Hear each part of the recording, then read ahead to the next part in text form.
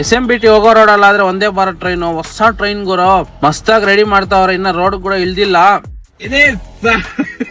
ಗುರು. ಇವತ್ತಾದ್ರೆ ಮನೆ ಶಿಫ್ಟ್ ಬಂದು ಲೋಡ್ ಮಾಡ್ಕೊಂಡು ಹೋಯ್ತಾ ಇದೀನಿ ಮಾರ್ತಲೆಯಿಂದ ಹೊರ್ತೂರ್ಗೆ. ನೋಡಿ, ಹೊರ್ತೂರ್ ಕಟ್ಟೆ ಮೇಲೆ ಲೆಫ್ಟ್ ಸೈಡ್ ಫ್ರೆಸ್ಟೇಜ್ ಅಪಾರ್ಟ್ಮೆಂಟ್ ಕಟ್ತಾವ್ರೆ, ಬೇರೆ ಲೆವೆಲ್ ಕಟ್ತಾವ್ರೆ. ಸೋರೆನ್ಸಿಗೆ ಬಂದೆ, ಹೊರ್ತೂರಿಂದ ಒಂದ್ 2 ಕಿಲೋಮೀಟರ್ ಸೋರೆನ್ಸಿ ಅಂತ ಅನ್ಲೋಡ್. ಅಲ್ಲಿಗೆ ಬಂದ್ಬಿಟ್ಟು 2 ಗಾಡಿ ಇತ್ತು, ಐಟಮ್ ಫುಲ್ ಮನೆ ಶಿಫ್ಟಿಂಗ್ ಹಾಕೋ ಬಂದ್ವಿ.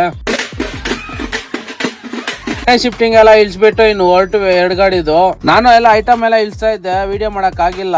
ಲೋಡ್ ಎಲ್ಲ ಮಾಡ್ಕೊಂಡು ಹೊರತುನಲ್ಲಿ ಹೊರಟೆ. ಮತ್ತೆ ಒಂದೇ ಒಂದು ಫ್ರಿಜ್ ಲೋಡ್ ಬಂತು SMBT ರೈಲ್ವೆ ಸ್ಟೇಷನ್ ಗೆ. ಮಾರ್ತಲ್ಲಿಂದಾನೆ ಫ್ರಿಜ್ ಎಲ್ಲ ಹಾಕೊಂಡು ಹೊರಟೆ. ಮತ್ತೆ ಡೀಸೆಲ್ ಕಮ್ಮಿ ಇತ್ತು ಗಾಡಿದಲ್ಲೇ, ಒಂದ್ 500 ರೂಪಾಯಿ ಡೀಸೆಲ್ ಹಾಕ್ಸಿದೆ. ಓಲ್ಡ್ ಏರ್ಪೋರ್ಟ್ HL ರೋಡ್ ಅಲ್ಲಿ ಹೋಯ್ತಾ ಇದ್ರೆ ಅದ್ ಕಡೆ ಇದ್ ಕಡೆ ಏನೋ ಸ್ವರ್ಗ ಇದ್ದಂಗೆ ಇರುತ್ತೆ. ರೋಡ್ ನಲ್ಲಿ ಹೋಯ್ತಾ ಇದ್ರೆ ಸುತ್ತು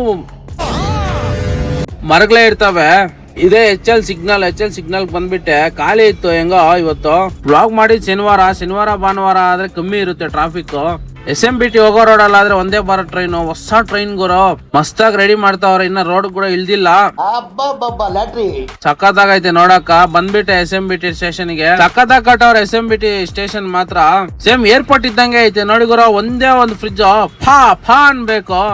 ಈ ಗಾಡಿಗೆ ಎಲ್ಲ ಒಂದೇ ಒಂದು ಫ್ರಿಜ್. SMBT ರೈಲ್ವೆ ಸ್ಟೇಷನ್ ಅಲ್ಲಿ ಸುಮಾರು ಹೋಗೋ ಟ್ರೈನಿಂಗ್ ಎಲ್ಲ ವೆಸ್ಟ್ ಬೆಂಗಾಲ್ಗೆ. ಇವಾಗ ಈ ಫ್ರಿಜ್ ಎತ್ಕ ಬಂದಿದ್ದು ಒಡಿಶಾಗ ಹೋಗುತ್ತಂತೆ ಟ್ರೈನ್ ಅಲ್ಲಿ. ಒಡಿಶಾ ಆಗ್ಲಿ ಬಿಹಾರ್ ಆಗ್ಲಿ ತುಂಬಾ ಹೋಯ್ತಾವೆ. ಇಳಿಸ್ಬಿಟ್ಟು ಎತ್ಕ ಬಂದು ಒಂದೇ ಒಂದು ಫ್ರಿಜ್.